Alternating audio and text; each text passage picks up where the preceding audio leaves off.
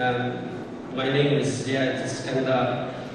I'm a practicing physician. My background is internal medicine training. I've been in practice for 24 years, since 1995. There's a disclaimer here. I know you mentioned Kaiser Permanente, so I've been a Southern California Permanente medical group physician for 21 years. Disclaimer, I did not ask them to put Kaiser in this presentation.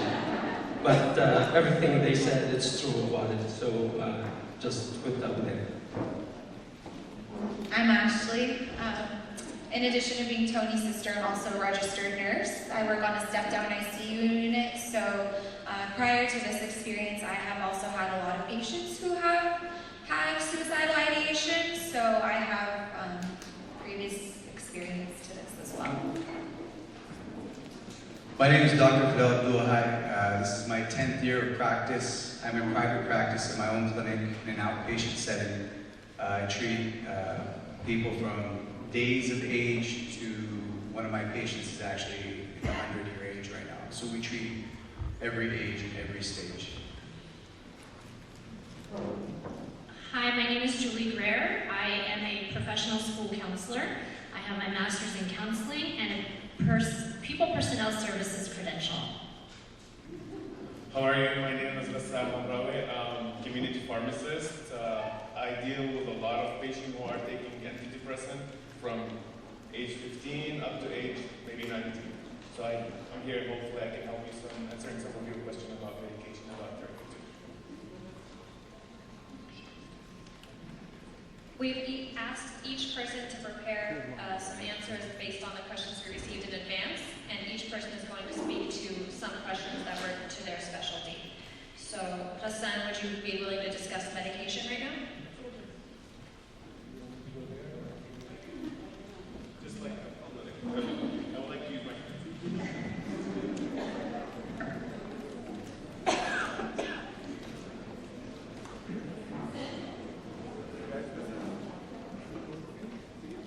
Even the mic doesn't want me to talk.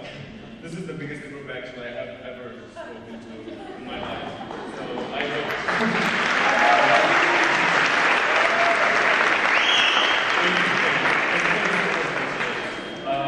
As I told you guys, I'm a pharmacist, so I'm going to talk to you guys as a single patient or as a parent who come to me with a prescription from a psychiatrist or a regular doctor with an antidepressant medication. As Mon has mentioned, the therapy itself does take time to kick in. In best case scenario, it does take up to 4, 6, and even 8 weeks for the medication to work, if the medication is going to work. Similar to any other condition that the doctors know, like high blood pressure, diabetes, the doctor might increase the dose. The doctor might add another medication. The doctor might change the therapy. All these things are normal. So I always ask my patient to not be discouraged. Okay? So these things are normal. Oh, I'm doing good? Good.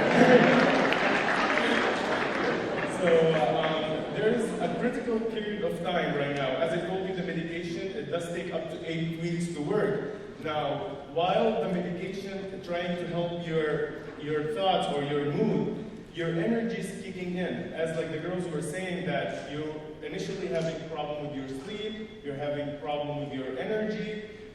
Those things are kicking in right now, but your mood is still low. And this is a very critical period of the treatment. Why? Because if the patient has a suicidal thought, and by the way, suicidal thought, it's not as a side effect of the medication. It's not side effect of the medication. That means not every patient who is taking antidepressant will experience suicidal thought. No.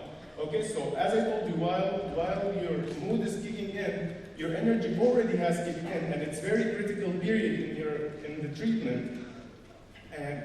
And I always tell the parents, like, keep your ear open to your kids, what they are saying. Are they saying that, oh my God, like my life has no value, the life worth nothing? If these things like exist, always like refer to the doctor as an emergency though. Like don't take action, because not every, like most of the time, not all, like we don't act usually on everything we say. So let the doctor or the professional make that decision for you.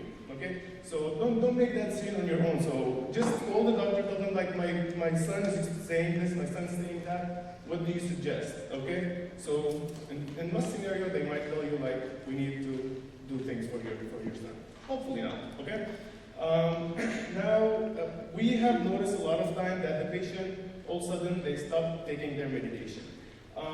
Mainly, like any other medication on earth, including Advil. Like Advil will cause your stomach upset. Even the antidepressant will cause your stomach upset. That's something normal. However, with the antidepressant, we might experience more side effect. And one of the main things that the patients stop taking their antidepressant, it's their sexual side effect, which is their libido goes down, their sexual desire goes down, and they hated that, and they stop taking the medication all of a sudden, which is wrong. Okay? Because if that has happened, you have to tell the doctor that, you know, this medication gives me this side effect. That's something normal, because the doctor will switch the line of therapy. So let's say if he put you on something called SSRI, like Prozac, he will switch to therapy on something called Wellbutrin, which will help you with the mood and won't have your sexual side effect. Okay?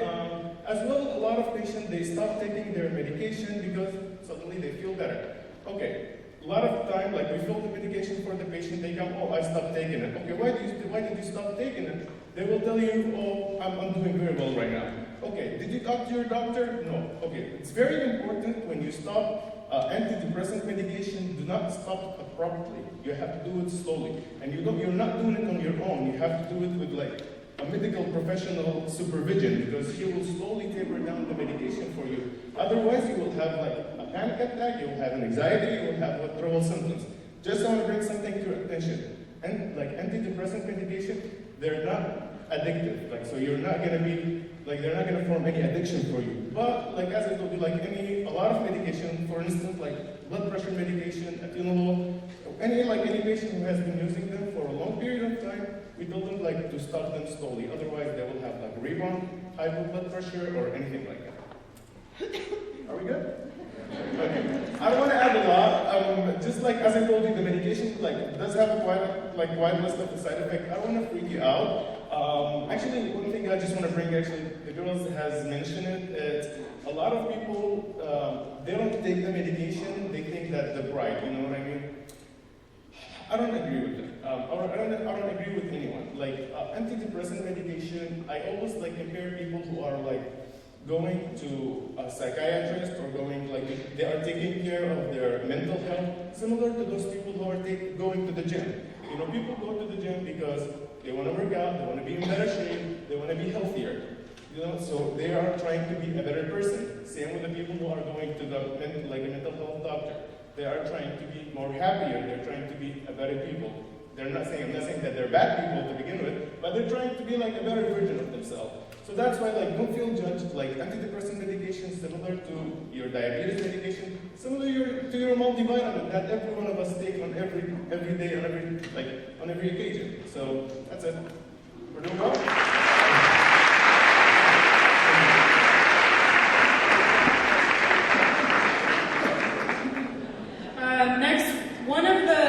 Most common questions that we got on our online thing is kids saying, I don't know how to talk to my parents, or parents saying, I think my kid might be depressed, I don't know what to do.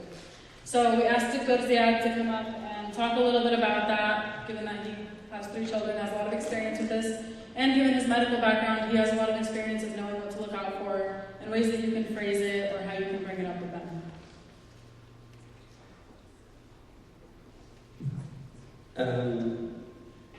I want to start talking in English, and then with all love, I want to also mention something in Arabic, because most of our parents, they speak Arabic here. Just I want to start by saying something about, we need to find some silver lining out of everything that's happening here. When our expert psychotherapist here, she was asking about the stages of grief. I did raise my hand when they said I'm angry, because I'm angry.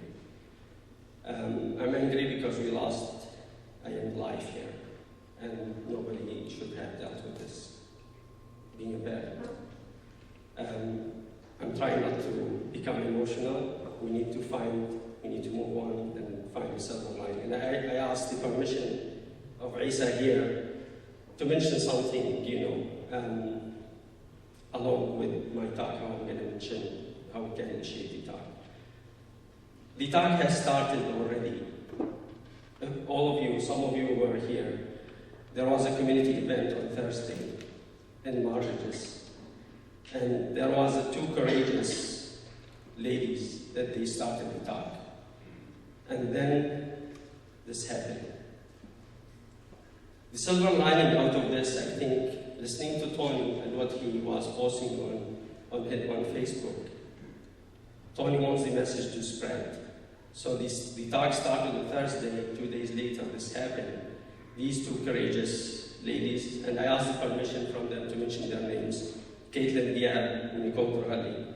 They are the real deal. They South African. They opened the door. They opened the door for everybody. They are one of you. They are first generation American, and they are not afraid about talking about the subject. And they, with their permission, you can reach out to them, and they will tell you how to talk to your parents also. So Tony wants this to spread the message. So unfortunately, the silver lining out of what happened, this is the silver lining. The community coming together, we had like 500 people. Now we are talking about it, which is we need to spread the word. So the question, again, just having 3 boys doesn't make me the expert, as you know. There's more people qualified in the community with 5 and 6 kids that we can talk about also. So there's no one. If any of you guys watch Modern Family, I'm sure a lot of you. I do watch it. So I love that show. That bring us to different talks. But one scene I remember clearly from one time, if you remember, what's his name, the old man. So the little boy, his dad did not show up because he promised him to come and take him out. Basically, the boy, his dad did not show up, and then what's his name? He took him out. And he said, raising children doesn't come with a menu. Nobody knows how to raise a child. Just you take it day by day. Nobody can be an expert in raising a child. Just each, because when God brought that child to this world, they make them so unique that there's no two are alike, and we have to deal with it a day by day. So again, this is a disclaimer, I'm not the expert. Again, why I mentioned the event in Marrawi, and that's when I started doing my research. Just being an internist does not qualify me to talk about the subject. Just having 3 boys doesn't qualify me to talk about how to raise your children. But there's tons of talk, and there's tons of research online. You guys, you know how to use the internet. Definitely, you can find information there. But I'm bringing you a few things that just resonated with me, and I have to admit, I did not practice all of them. I started practicing all of them along my life, back and forth, because we received a lot of education, me and my wife, about how to deal with first generation American here, who's born to Assyrian parents or Arab parents. So one thing I would like to mention, if you don't mind, I'm just going to read from my notes here. One thing came across always, and this is people, they're going to start laughing now. We Arabic parents, we love to interrupt. We don't let you finish a sentence. Right? I'm one of them. My son will testify to that. He's here. So it takes practice. It takes a lot of practice to listen. And listening is not just passive listening. You need to listen with empathy. I think all of you know there's a lot of talk about empathy and sympathy. Empathy is totally different than sympathy. Empathy means like you care about somebody and you mean it. And you mean it from like a perspective that you went through something similar or close to what they are dealing with. So that's very important. And that's how this start talking to each other. Because this mental health illness is very common. And the moment we open to each other, you'll find I'm not alone in this. So you'll find somebody who's like going through the same thing, and they will talk to you with empathy. And this is very important. As parents and as children, you want to talk to your parents. Just keep listening, and you won't get through in one occasion, as you mentioned. Just you have to keep trying, and keep trying with unconditional love. You need to love them when they are not doing great at school, when they are not having a good day, and also they are having the greatest day of their life. We need to love them when they are dressing funky, when they are coloring their hair, and also when they decide they don't want to brush their teeth. Right? There? Yeah. I love you. So, the other thing I think also as a community we can come to, I'm sorry I'm taking a little bit long time, but this is, I think our community, and I heard it from Ashley. Ashley, I know you mentioned the ignorance. Unfortunately, I think if we have experts here, Tony psychotherapy, he will testify that ignorance for mental illness is across the United States. Guys, don't shoot our community. It's not specific to our community. Mental health illness is one of the hardest things to talk about across the United States. It's not specific to us. It's stigmatized. بالعربي, it's a وصمة عار. You know what's وصمة عار? It's something you cannot talk about. It is something you are labeled with and you feel ashamed about. So we need to stop stigmatizing it. So we need to stop saying it's the crazy illness, it is, the not case, all that. And this is among us. We need to, we're saying how prevalent it is, this disease, when we talk among each other. Remember, like the statistic says, there's at least 1 out of 5 suffering from mental illness. So you do the math here. So if you start talking in a language that's not socially acceptable anymore, you are stigmatizing somebody maybe sitting next to you. You remember when they used to say the N-word, and it's not acceptable anymore. So there's a lot of words we need to start thinking about how to label it and how to talk about it. So you mentioned diabetes. So diabetes can be compared very much to depression, because depression, you can be born with it. It's well known, the research, they know exactly what chemicals. So it's a brain disease, like the diabetes is a pancreatic disease. So you have dopamine and serotonin, and I don't want to bore with all the chemicals, but we know exactly, there's lack of secretions and increased secretion of some other stuff. So we don't label diabetic patients, right? We don't say, oh, they are just, they eat whatever they want. Or, this is not this, and they will be hurt if you tell them that. The same thing for this mental illness. So the other stuff that we can do, I'm sorry, again, I'm taking maybe slow talker, but I think I just want to get the message through. So the other thing also, we need to, as parents, when you realize there's some signs of depression or some signs of mental illness, we need to be proactive. Most of individuals who are suffering from this, they don't have the energy to do it. And they feel they are burdened on people. And they feel they are not included in the society. So we, the parents, or if our parents, by the way, the spike of depression and mental illness, it's late in life. It's between age 55 to 75. So even if we pass this stage, you are at risk of having depression. So as kids, you might be talking to your parents. So just you make the move. You go. You are the one who feels there's something wrong. So you need to be proactive. You need to go and start asking without judging, just listening and let it be. Just be in the moment. Let them come.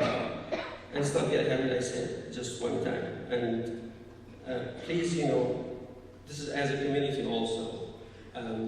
We are in a time of social media, and it's called communication devices and communication and social media, but I think it's moving us apart more than before. So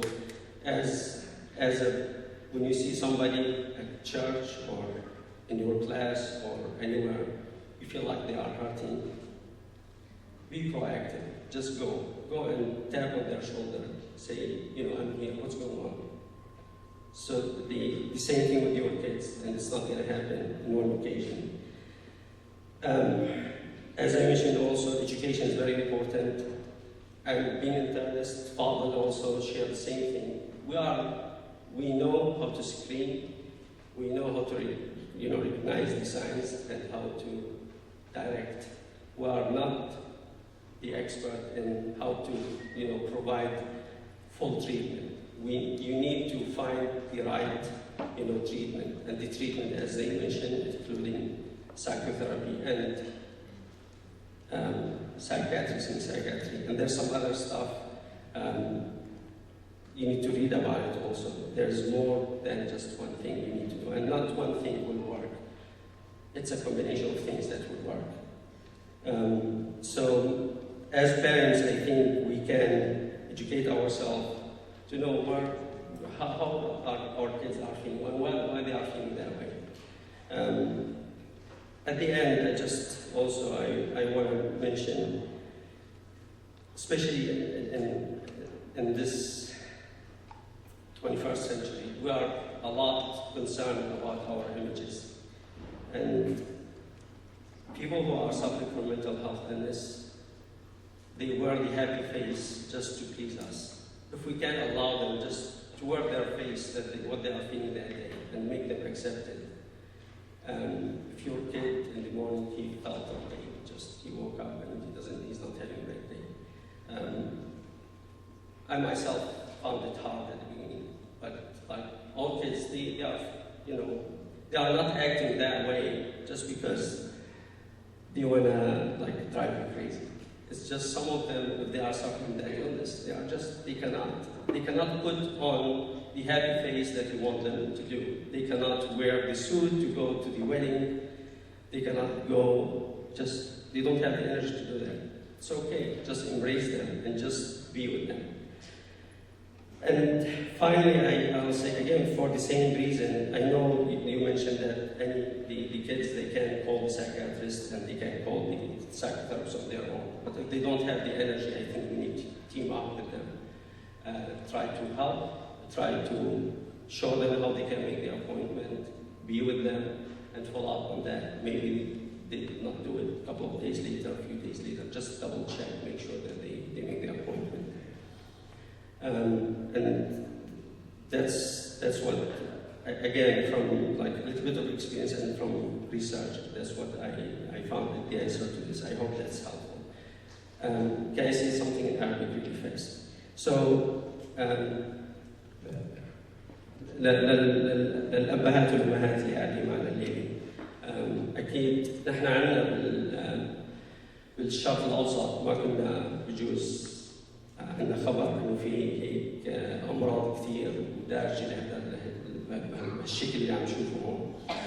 هاي شائعة بالمناسبة كل أنحاء العالم، هذا المرض عم يزيد. لا تنسوا إنه نحن صرنا هون شيء بين 50 سنة في عالم يجون 5 سنين. المرض هذا كلكم تعرفوا إنه حتى بسوريا عم يزيد. وكل الوطن العربي، كل الشرق الاوسط، كل العالم يزيد. ف لازم نتعامل معه كمرض مثل اي مرض جسمي، لازم نتعامل معه على انه مرض له شفاء، لازم نتعامل معه انه مرض له علاج، ونحن لازم نكون نثقف حالنا على المرض. موجود كثير معلومات على الانترنت. جوجل احلى رفيق لنا كمان، حتى فيكم تطلعوا بالعربي تحطوا مرض الكآبة، مرض القلق النفسي. تعلموا وحتى لا تعرفوا إنه الأولاد ليش عم يحسوا، ليش هيك عم يصير إذا شايفين شيء. الولد بجوز الأعراض تبع الكآبة بجوز عند الولد ما تبين مثل ما كل واحد بيفكر إنه والله يكون كاتب على وجهه كآبة. مرض الكآبة عند الولد ممكن يكون كثر النوم، كثر الأكل، قلة النوم، قلة الأكل، عم يسوي شغلات ضد إرادة أهله لدرجة كبيرة، فعلى طول لازم ننتبه لهالشيء. نحن الكبار نحن لازم نتوسع فيهم ولازم نساعدهم إذا حاسين في مشكلة، نحكي معهم، نضل نحكي معهم بكل حب ونحاول نساعدهم، نحاول نوصلهم للعلاج اللي لازم يوصلوا، لأنه بجوز حرام لا حول ولا قوة، ما بيعرفوا شو عم يصير معهم وليش عم يصير معهم هيك. أنا كمان رح أكون موجود هلا للأسئلة الأجوبة، إذا حدا عنده أي سؤال أو بالعربي كل رح تصدر مساعدة أكيد رح تجاوب عليه لحد ما في. أنا كمان بدي أقول لكم أنا ماني معالج هون، بس هون جيت لسبورت بالدرجة الأولى. العائلة اللي انتكبت عندنا بالكوميونتي هي لازم تكون مركز اهتمامنا، ثاني شيء للكوميونتي تبعيتنا كمان. شكرا كثير. Thank you so much, Dr. Ziad. We're going to have Fadel Abdulhai come up next and touch on what it's like to go through the process of finding treatment options with a primary care doctor.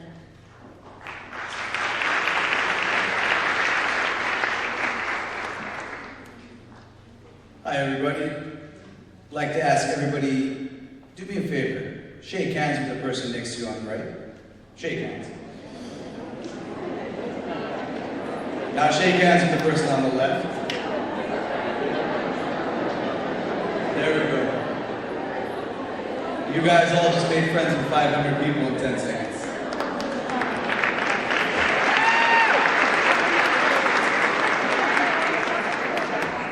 So, a lot of people ask me this question, and we all, I'm sure all of us have gotten a multitude of phone calls just in the last week to 2 weeks, even from the time of the talk. My perspective is to tell you guys what happens when you go in the outpatient world to go see your doctor. When you go see the person that is able to hold any secret, that you should be able to say whatever you want to, and that should provide a comfortable environment. When a patient walks through the door and we look to see why they're here, they give us a one sentence. It says splintered finger, stitches, anxiety, suicide, cough, cold, whatever.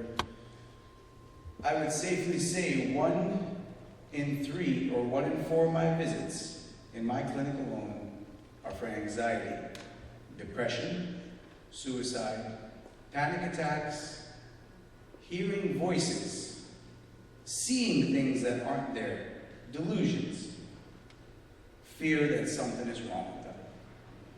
I'd like to let you know you are not alone. That's number one. You are not alone because this is a very common occurrence. Tall, short, white, black, old, young, does not discriminate. Please don't forget that. Number two, when a patient comes in, we start simple. We look at their demeanor. We look and see, are they talking to you? Are they looking at you? Are they dressed appropriately? Do they have bags around their eyes and they haven't slept in 3 days? These are all indicators. So it's pretty simple. When people say hello, we say it for a reason. Hi, how are you? Very simple. From that one response, sometimes we can read and help understand where the visit is going. But I also want to talk about something that was not mentioned tonight that's very important. Depression can come from other illnesses. Thyroid disease, cancer, HIV, Medication side effects. Depression can come from many, many different sources. How many of you guys smoke here? Can I see some hands real quick? Has anybody ever heard of the medication called Chantix? Side effects listed for Chantix. I'm going to read them off to you, just a couple basic ones. Depression, suicidality, homicidal thoughts. Are you guys listening to me? So, the medication can have those side effects. Just as losing a loved one, fearing that you won't be liked, just as like not being accepted for being of a certain race, color, creed, ethnicity, gender, whatever. So that's why I remind you guys, when you go see the doctor, we gauge and also look for other things that can help guide us as to what else is going on. Simple blood tests. I had patients on the brink of suicide. We do a blood test, we find out they have Graves' disease or Hashimoto's disease. It takes 4 minutes, draw the blood, send it off. A simple marker that can come back and identify. Those are types of depression that can be addressed with medications outside of some of the stuff you heard from Ghassan. And that's a very important point. So if you believe that, oh my God, I'm delusional, I have schizophrenia, oh my God, oh, slow down. Remember, sometimes a simple blood test, a simple visit, 15 to 30 minutes can help you at least get on the right track. It is so important to remember that. Because I also don't want you to think that something's wrong with you that can or cannot be fixed without at least getting evaluated. It's unbelievable. We have patients sometimes, Ash can attest to this, that end up in the emergency room. Everybody can attest to this. They sit there for 3 days sometimes. Did you guys hear me? 3 days sometimes. They sit in the emergency room waiting for an evaluation depending on the time and what's going on. So if you have the opportunity, do not wait. Go. As simple as going to at least start with a visit. Next thing I want to point out to you guys, when we look at somebody, I think it was Monique who mentioned it about sleep.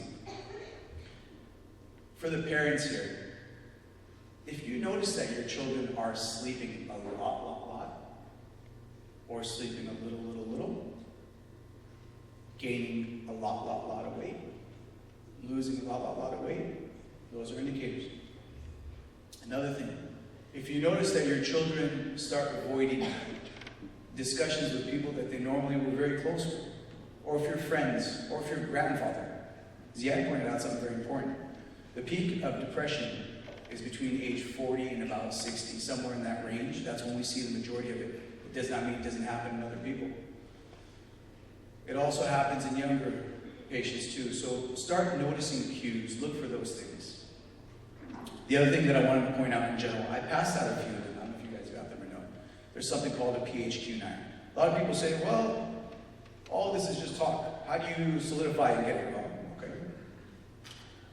When a new patient walks into my office, if they're there to see me for the splinter, a cough, an STD test, car accident, I hand them this paper. In general, another important point that was made is don't judge a book by its cover. It's a very important factor. If somebody's smiling outside, they may be crying inside. If somebody's crying outside, there may be something else behind it. Which goes back, don't wait, ask a simple question.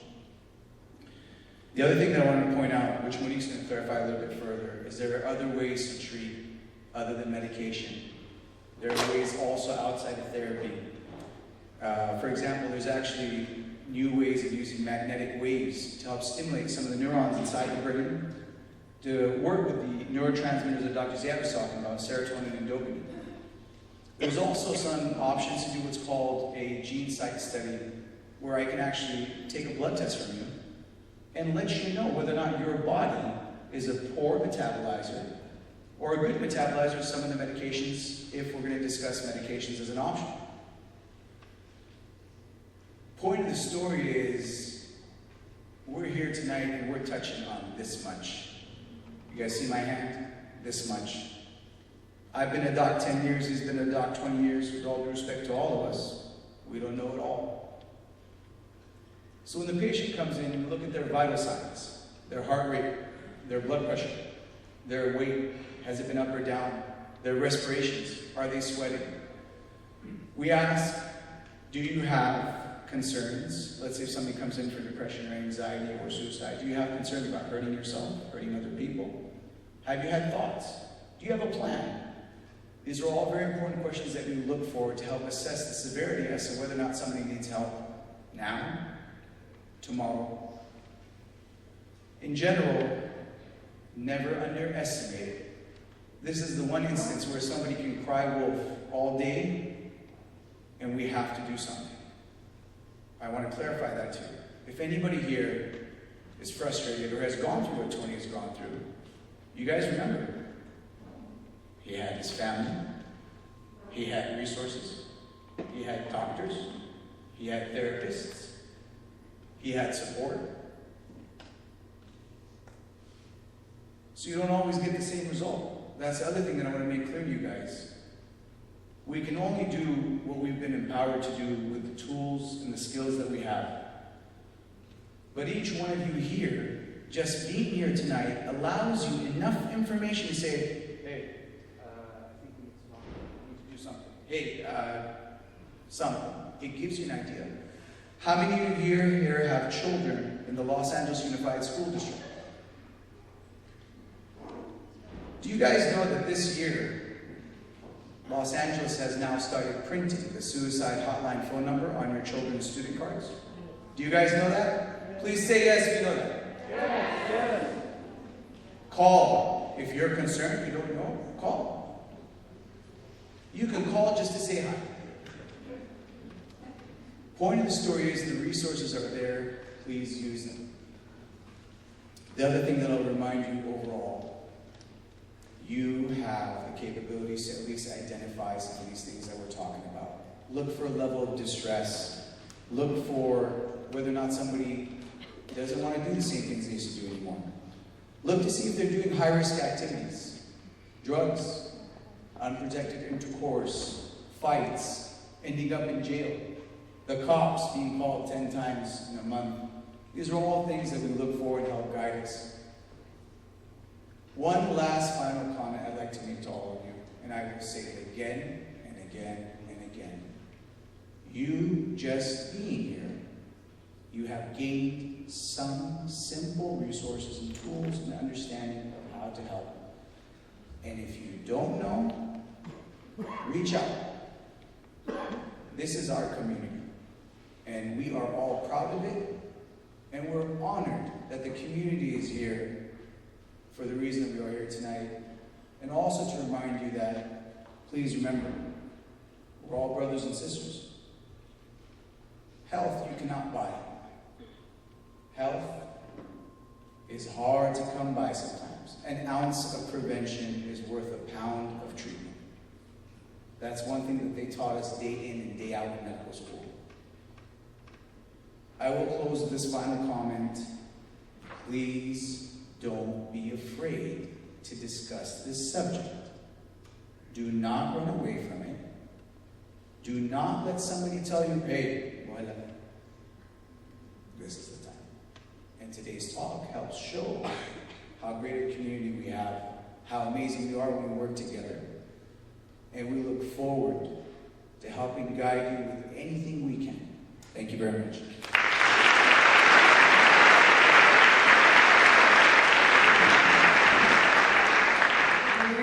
Grair next, who's going to talk a little bit about bullying. She just works in the school, so she has quite a bit of experience with this.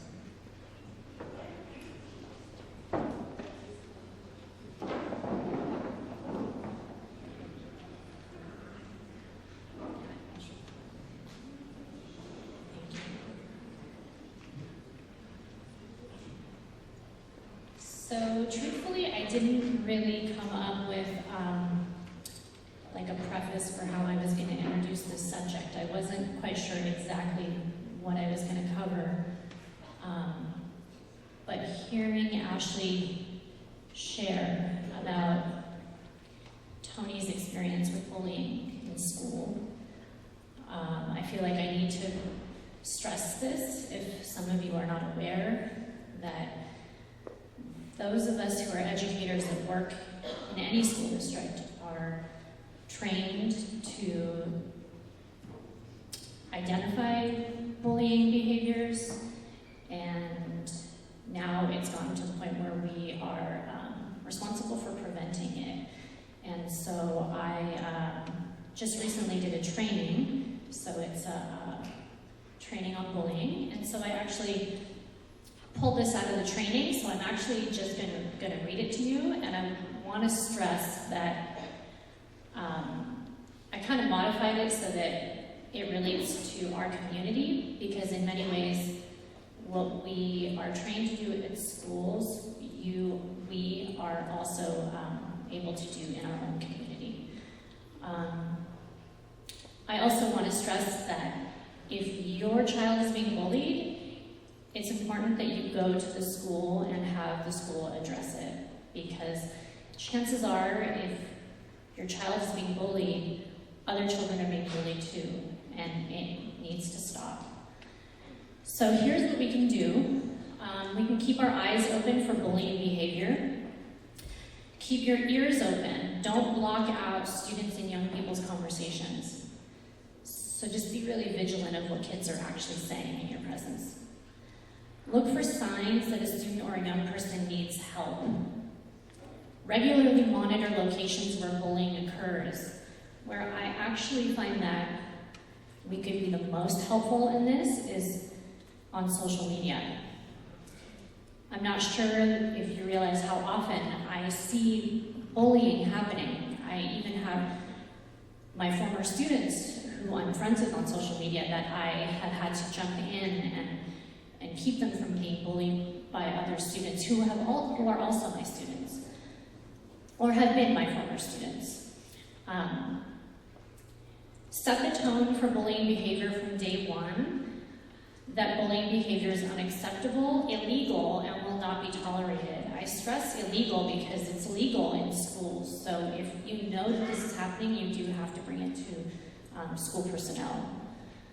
Be aware of everything that happens. This is for teachers in your classroom, as well as in the hallways, in activities, and elsewhere on school grounds. Foster an environment in your school and community where kids feel comfortable coming to you or an adult for help and support. I'm stressing that that is each and every one of us in this room. Community members can combat bullying by knowing the causes of bullying behavior, creating a culture of positive behaviors, interventions, and supports, implementing effective strategies. We've talked quite a lot here about strategies for helping kids, so using them in the community. Spreading awareness. Ultimately disrupting the patterns of bullying. All community members should work together in understanding how widespread bullying is and where it is happening. That is where our response will be most effective. Thank you. بدها تسأل على إنه حدا بيعرف بالعربي شو معنى البولينج ولا لازم يكون في حدا عندكم هيك شيء كلمة شو معنى التنمر؟ بعرفوا التنمر بس I think التعريف العربي هو التسلط والمضايقة مع بعض، مو بس التنمر. أبونا شارع بيسوي بس مشان اللي ما بيعرف عايش عم تشرح جولي كانت عن البولينج. بنعرف نحن كل هذا الحدث، بس المعنى بالعربي هو التسلط والمضايقة بنفس الوقت. Thank you. Now we're going to have Ashley come up and just talk a little bit about what it's like to, if you're admitted into the ER or to the hospital for having suicidal thoughts or what we call ideation. And then after that, we'll open it up to some of the questions that we're getting online. Please keep submitting them if you have any.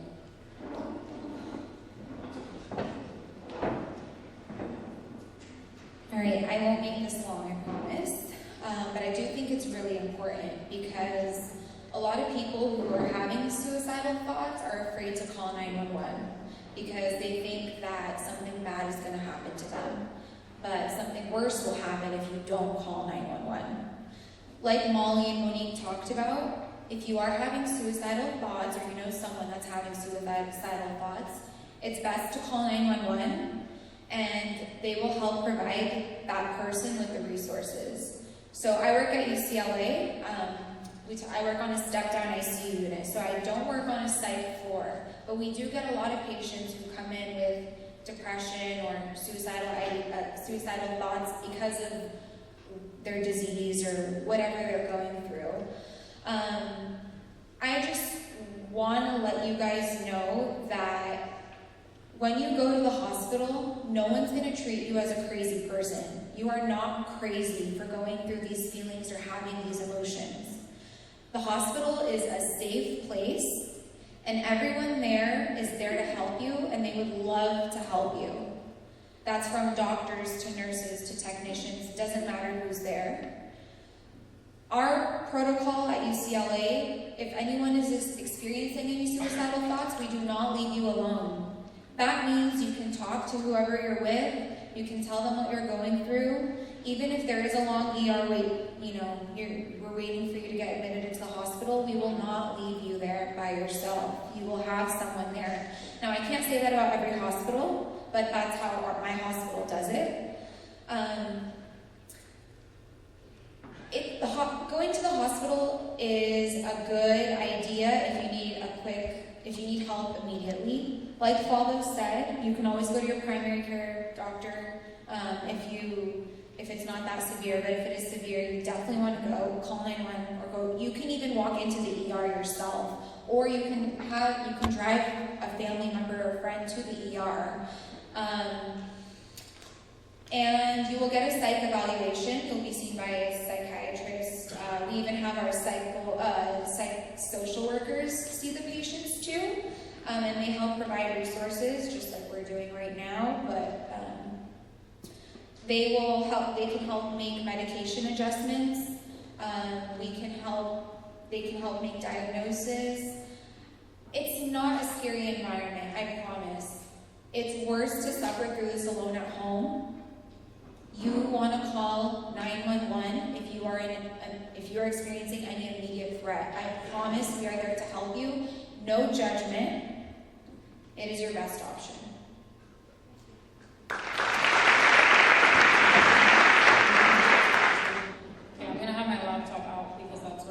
Questions. The first one that we want to be sure to address is we had a number of questions asking about self-harm. We want to emphasize that this is not something that we take lightly, and please, if you or someone that you know is harming themselves, go see a therapist. This is not something that we can address in a 2-minute talk up here from stage. It's important to understand what is driving that person to harm themselves and what they can do instead to cope with those feelings. And what works for one person may not work for another, so it's not enough to just talk to your friends or family about it. So please, please, please talk to your primary care doctor, go see a therapist, and make sure that you can do that soon. That way you can get that help as soon as possible. Both. Okay, so one of the questions that we got was, someone was asking, is there any way someone or some kind of a group can come to the house and talk to a person who needs help? This is for someone that wouldn't want to see a doctor. Sorry.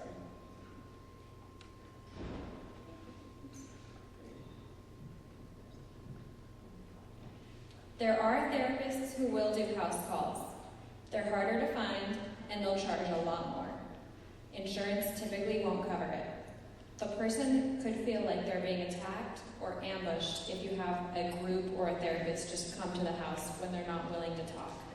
In order to benefit from therapy, someone has to be ready to talk and ready to work on the problems. Since people are more comfortable seeing a family practitioner, that could be a good way to start, is just have them mention their symptoms when they go in for a regular appointment. Perhaps you can just ask them to go to one session of therapy just to feel it out. If you have a child, you can even bribe them to go just to give it a chance. again, disclaimer, it's not for Kaiser, but Kaiser, they start offering video visits and telephone visits. So for actually, the mental health department was the pilot in this telemedicine project. They offer video visits, knowing that there's a lot of our patients, they just either they don't have the way to get to the clinic or they don't have the energy to do it. Also, some other insurances, they are promoting it. So ask your insurance. They might have a video visit or telephone visit. You don't have, and actually it has a lower co-payment. So if they offer it, just take it. It's better than not getting any help. Thank you. One quick thing. So as a panel, we agreed that we are willing to stay till 10 p.m. to continue answering questions, but if anyone needs to leave beforehand, please feel free. I'm a Jazeera asked me to have everyone be mindful of the ballet situation outside, so just be patient and be kind if everyone's leaving at the same time. One of the questions that just came in that I wonder if one of you will be able to answer with that microphone is, someone asked if you can take antidepressants without parental permission if you're under 18.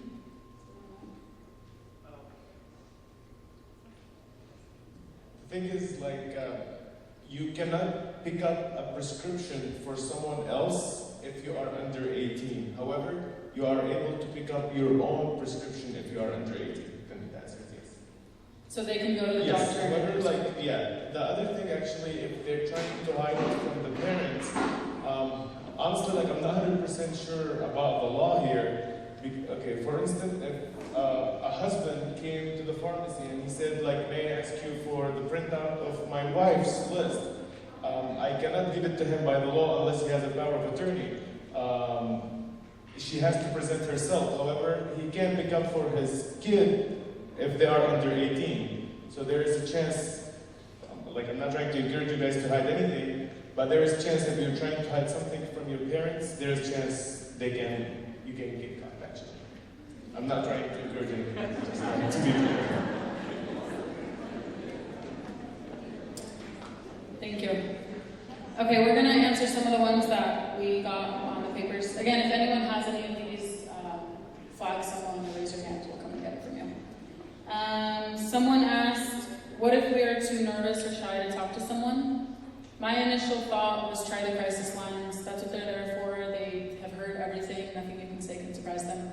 And you're not connected to them in any way, and so they're not going to call you back and check up on you or anything. So it's a really great resource if you're just wanting to share or see what it's like to have someone listen to. Does anyone else have anything to add to that?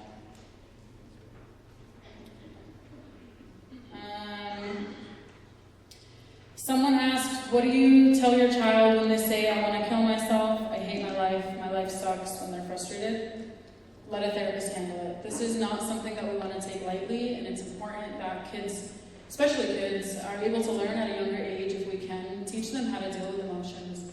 Often people say things out of frustration, but often they actually mean it and they don't know how to handle whatever else is going on with them. So take them to therapy. Therapy doesn't have to be scary. It can be just to talk to someone and be able to learn how to describe emotions, and that in itself could be helpful. So don't take this lightly. Please just do what you can to get them in therapy if that's what's happening. Yeah. So that's a very important question. Whoever asked it, thank you. I also have 3 daughters, and I thought a lot before coming here tonight. And it's scary. My kids aren't as old as Dr. Ziad or some of you guys. My kids are young. And, after coming here to talk, I started thinking about, things that kids say sometimes. If a kid says, oh, I'm going to kill myself, try to figure out what context it's in. Let me clarify if that's okay. Sometimes kids just say things. Dear God, my kids have repeated things that I've said, and I was like, yep. So kids sometimes hear things and say things. They watch cartoons. They watch TV shows. They're on social media. They have a friend who's been affected by something. Just trying to understand what context it's in, why this child is saying that, where it's coming from. And again, use your best judgment as a parent to help understand the origin of it and what you can do about it if you're not sure. By the way, any question that you have, the answer you have is you're not sure, ask. Ask somebody for help if you're not sure. It's that simple. Just ask somebody for help. But again, try to understand in what context these questions or these phrases are being said. We're getting a number of questions related to what should I do if I've tried everything and nothing is working, and what can I do if I'm losing hope. We want to let everyone know that this is so common for you to experience. Don't feel like you're the only one that's feeling like they're so helpless.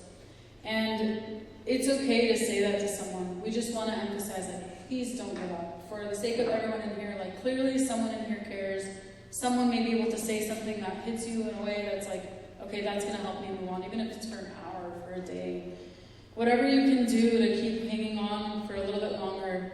And if it means having someone else hold up hope for you while you can't do it yourself, that's okay. We just want to keep you here as long as we can because we care about everyone with you. Yeah. Please do. Like about dual therapy, basically like seeking therapists along with the medication. Dr. Fadel was mentioning something about the gene effect and whether the medication is going to work or not going to work. On February, I was in North Carolina attending a conference. It wasn't about depression in general. It's about something. It's a new term is emerging called pharmacogenomics, which is the effect of our genes on the medication. And one of the speakers actually, they were talking about their particular mom. Basically, the doctor has tried every single medication as a side medication to treat her depression, and nothing was working. And the kids were thinking that their mom is lying. However, one of the pharmacists there suggested the pharmacogenetic test, which is it's like actually swab, you swab your gum or something. Basically your gum, you send the saliva to the lab and they will send a list of the medication that whether it's going to work or not going to work. It's emerging and it's mainly about mental medication, whether it's antidepressant, ADHD, which is a lot of people right now at school, they might be taking ADHD medication, ADD medication. So not all medication that the fact that it's labeled is going to work, it's going to help you because your body might not react to it, as if you're taking sugar pill. Just quick comments about medications. Please, it's very dangerous to stop your medication suddenly. That's very important. I cannot stress that enough because we see, me and Ashley, we see the end of it. They come to the ER. It's an emergency. So if you feel like your medication, they are not working, please, you are absolutely right, they are not working. Just consult with the expert. Also, I have to mention, when I started practicing medicine, we had only a couple of medications. I started practicing medicine when Prozac came out. And Prozac was a revolutionary thing. Now everybody knows what's Prozac. Now we have a lot of options. Please don't lose hope. Again, I know a lot of people against taking pills. Let me make sure here, I'm not promoting to take a pill. And I mentioned in my notes also, one thing is not going to work. Medicine by itself is not going to work. Psychotherapy by itself, it can work, and correct me if I'm wrong, it can work for mild cases. For severe cases, psychotherapy by itself is not going to work. You need to take medications. You need to also do some other stuff. I encourage you, there's a lot of, and this is where I get also a lot of education about the subject. There's a lot of expert data. Any of you watch TED Talk? So there's a lot of really good information, and people, they tell a good story, there's experts and stuff. So one thing you have to be, the adjuvant therapy, I call it, or the supporting therapy to psychotherapy and medicine, everybody knows. There's a lot of, you need to exercise, if it can be really packaged in a pill. If I can do it, I'll be the richest man in the world. So exercise, I cannot stress that enough. We human beings, we are not meant to spend it on the computer and inside. Seeing the sunlight, it helps depression. You need also to practice faith. Again, I'm not here to promote Abu Nashara or the churches. When I'm talking about faith, any kind of faith, just you need to believe in something. You have to have a purpose in your life, and then that's going to help. Can help everything else. There's some other stuff, spiritual, being spiritual, meditation and stuff. It's not easy just to deal with it, just utilizing one modality.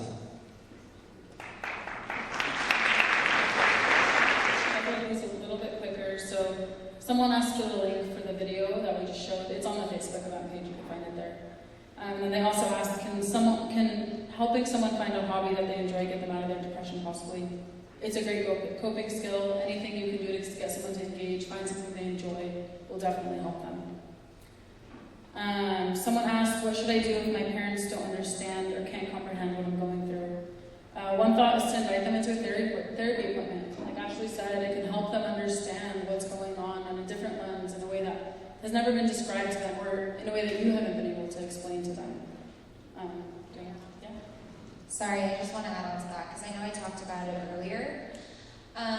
We decided to go to family or group therapy as a family because Tony wanted to tell us things that he was comfortable telling.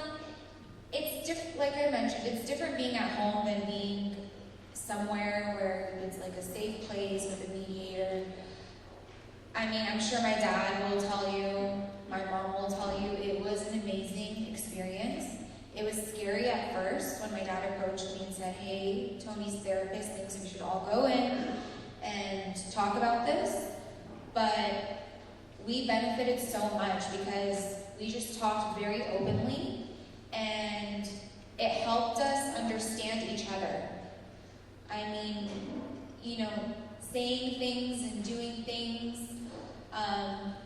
it's just, I highly, highly recommend it, and don't be ashamed to do it. And parents, please be supportive of your kids. I can't stress enough how scary it is telling your parent, I want to go to therapy with you guys.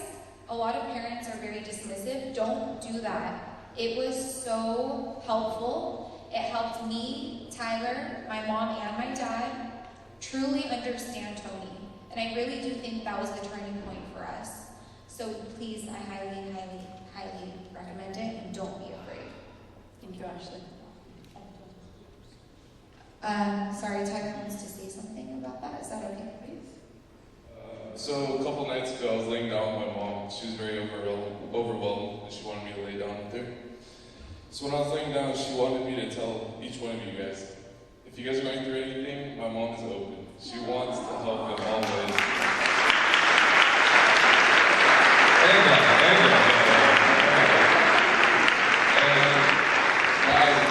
I know a lot of you guys haven't been through this, but I want you to know that my family, we're always open. I'm always a text, phone call, anything away. Because we've been through it. Like you guys know, we've been through it from the very beginning to the very end. And I want you to know that I will always be here for you guys. And if you guys don't feel comfortable talking to a therapist or your own parents because you don't think they'll understand, come to us, come to my parents, because we understand, and from there we'll grow.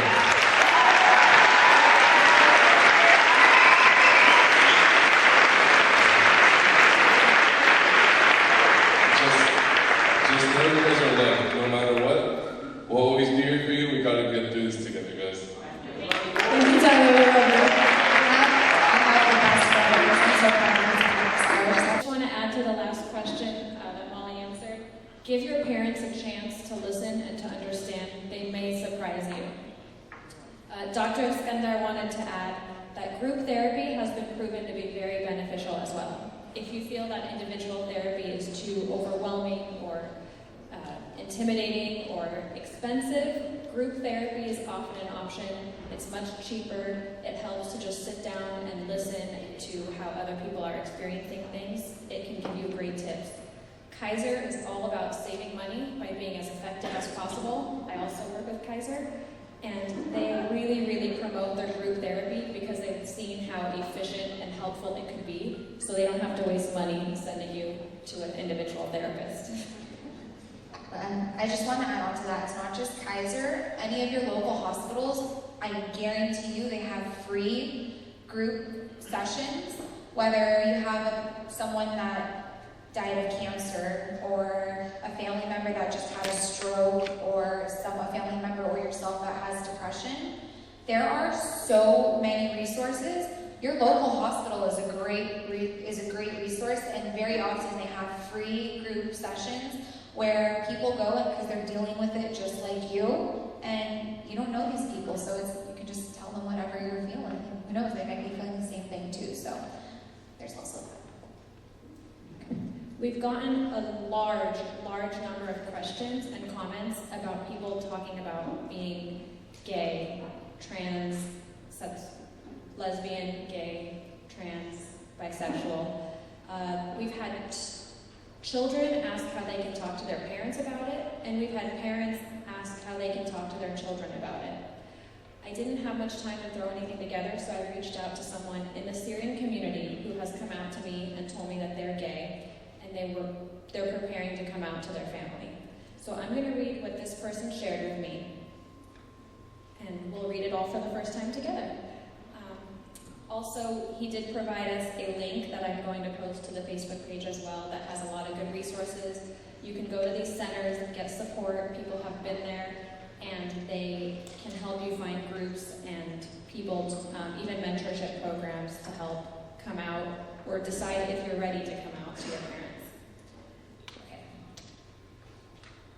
Make sure that, this is for parents, make sure your children are approachable. And make sure that your children feel comfortable sharing any kind of information, even if it's completely new and the parent doesn't know how to deal with it. Just listen and ask an expert later.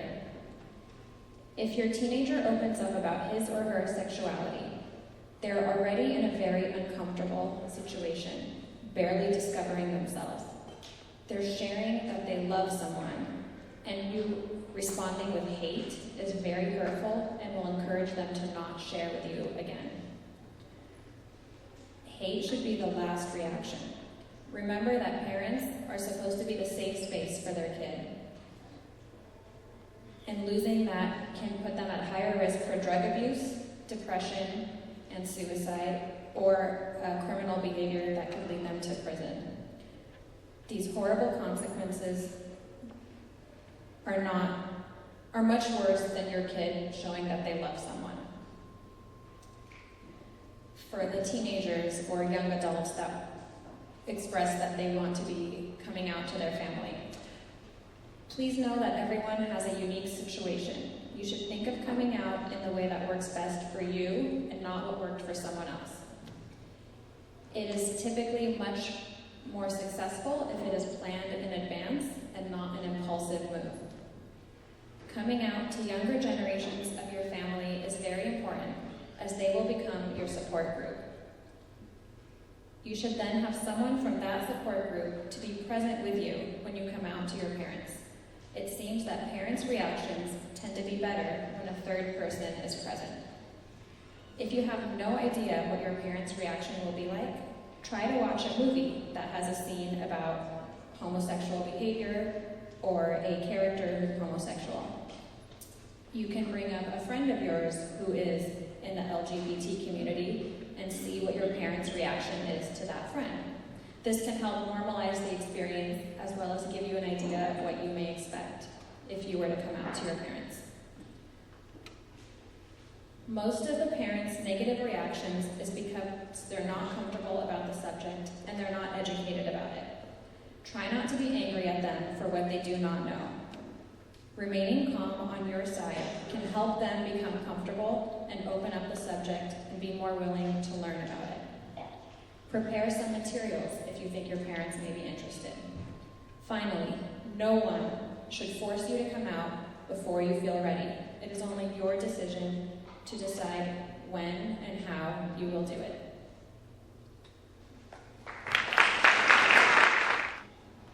Question from today. If someone had depression once and got over it, could that depression come back? I'll be honest, yes, it can. But if they can get treatment and have those symptoms reduce or become more manageable, there can be a long time where they don't have symptoms. If the symptoms do come back, they are now better prepared to handle it and can go back for support. Also, those symptoms may not come back. You can have a depressive episode that lasts 2 weeks, and that can be it for the rest of your life. Regardless, I still think that seeking help is the best way to handle it.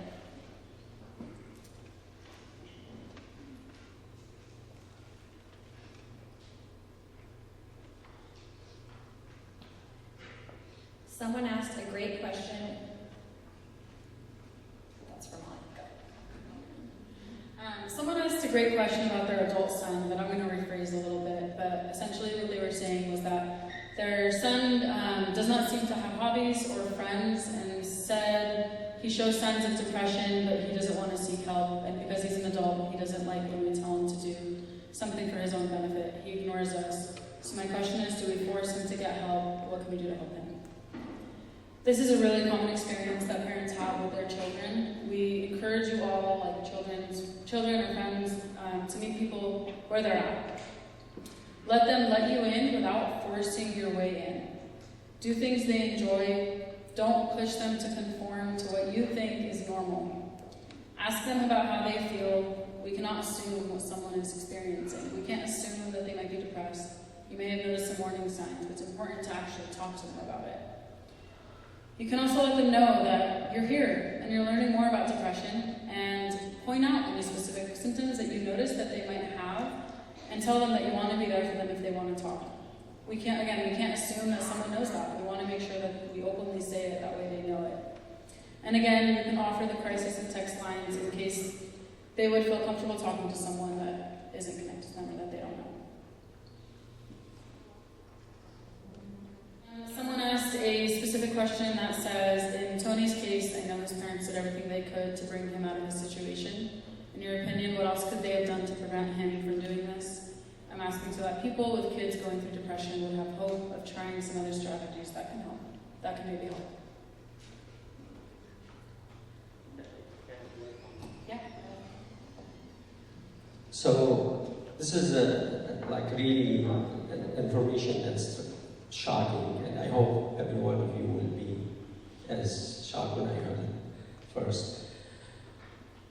How many people, like the percentage, what do you think people before they commit suicide, how many people they told somebody that they are going to commit suicide, or they are making arrangement, or something can happen? What's 20%? What do you think percentage?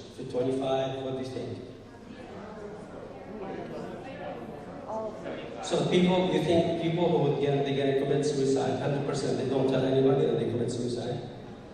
Okay. 81%, they tell somebody. So, Haram Tony, again, speaking for the family, they did, for what they did and resources and stuff, they did their best. And my heart goes out to them, to all of you. You are amazing, and you're going with him to these group therapy. That's the right thing to do. Just my 2 cents on it. I think also his story brings a very important issue. If you leave it and treat it for a long time, it can lead also changes to the brain, and MRIs and studies, all the expert things they know. You do studies to the brain. If you leave depression and treat it, and you go and you do images of the brain, there's changes. Even after medication, it's not gonna change. So seeking help during the right time, that can reverse it, that can change things. So 1 out of 5 people, unfortunately, doesn't matter, they don't tell anybody, and it happens. This is shocking. The silver lining, again, that I promised Isa, we have to get out of this. The message that we need to get out of this, there's hope. Allah yarhamu Tony, he left us, but we should also to leave a legacy and to help him, to help the family, to prevent this from happening again. So 4 out of 5, they reach out to somebody. So again, like what we talked about, Just look for the signs and take it more seriously. If you have doubt, like Dr. Fadel said, just ask. Just ask the helpline. They don't mind. There's no silly question if you feel like this is. But we can prevent. So, do you know how many people they die in the United States every year from suicide? Well, yes, 45,000 people. 45,000, more than, it is more than what cancer is killing right now. The cancer, the number one research we do is on breast cancer. Suicide kills more people than breast cancer. So out of these 45,000, you do the math, divide that by 5, then 9,000. So we can save, we have a chance to save 30,000+ lives every year if we realize that they reach out to somebody and it is preventable. This is very important. This is very important. Let's by starting the talk and just watching for the signs and getting the right help. This is a preventable thing. I cannot stress this enough. This is a preventable thing. At the end, like any other disease, we cannot bring it all the way to zero, but definitely we can bring it as close as possible to zero with the community help. Thank you. I really want to emphasize this. We can never know what could have been done to prevent someone from taking their life. Never. We can't ask the person and we'll never know. So, what we can do is use this opportunity as a way to teach others and be the one to give someone else hope if they're losing it. We can give you a laundry list of things that you can do for others, but we want you all to be the one to give the person hope until they are able to find it themselves. And always, always, always, please remind the person that you accept them for who they are and don't try to change them because you think it'll make them better.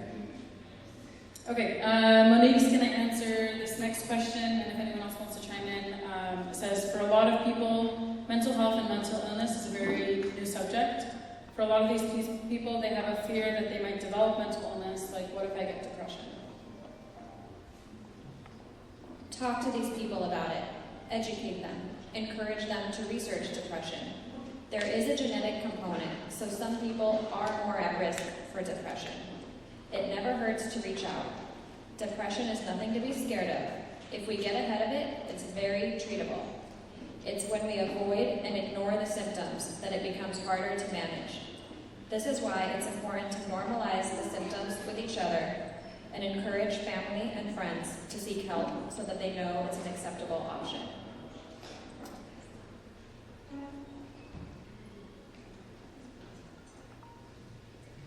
Okay, I want to make sure Marisa has a chance to come and just say thank you to everyone, so I'm going to invite him up on the stage if he's willing. And I will just say thank you for everyone who came out and used this opportunity.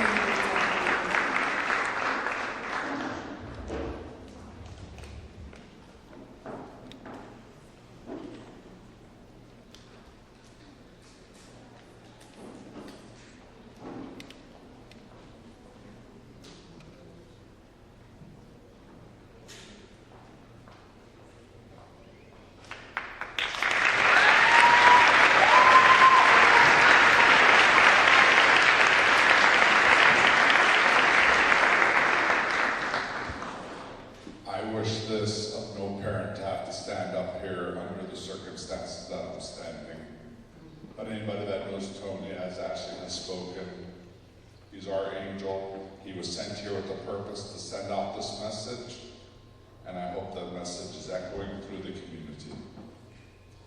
With all that said, the most important thing is old generation with new generation. We have to be more open. We have to communicate better. What we find in our culture is vague, unacceptable. We have to accept it. We're in the American culture. We can't have best of both worlds. We have to accept some facts. We have to do a lot of stuff to help the community. I know a lot of kids that come to me and say, you know, Ammo, my parents never tell me I love you. A simple word of I love you. That's how out of touch our community is, the old generation with the new generation. At at the same time, you go to them and tell them, Dad, I want to hear, Mom, I want to hear from you. I love you. Simple words, I love you. It's such a simple thing, and yet it's so meaningful. Acceptance, depression, mental illness, gays and lesbians, a lot of stuff, being bullied. Kids don't want to open up. We need to open up and discuss a lot of matters with our community and the kids. You guys have any one of us here, my family, 24 hours, please feel free to call us. The only thing I wish Tony would have done is I wish he would have stuck to his medicines if there was. We cannot double guess ourselves. God rest his soul. But he is in a better place. But please, if you are going to take the meds the doctors tell you, the specialists tell you, please listen to the advice of these professionals. They're not the word professionals for nothing. Thank you guys very much. Thank you, Anna, and thank you to the whole family for letting us hold this event. We want to thank you all for coming. Thank you to the panel for providing their feedback and their expertise. We apologize that we weren't able to get to all your questions. We're going to do our best to try to address these on the Facebook event page. Again, Monique and I only have so much time in a day, so I promise we'll do our best, but we likely won't get to all of them, so we'll do the ones that we think will apply to the largest amount of people. There is someone right now reaching out on Facebook or online somehow in Nebraska who needs help. Please call someone that you know or love or trust. We need to make sure that you're safe and that you're okay. There's plenty of hotlines out there. There are people who care about you. Please make the call. If anyone knows who this may be that's posting from Nebraska, please reach out to them.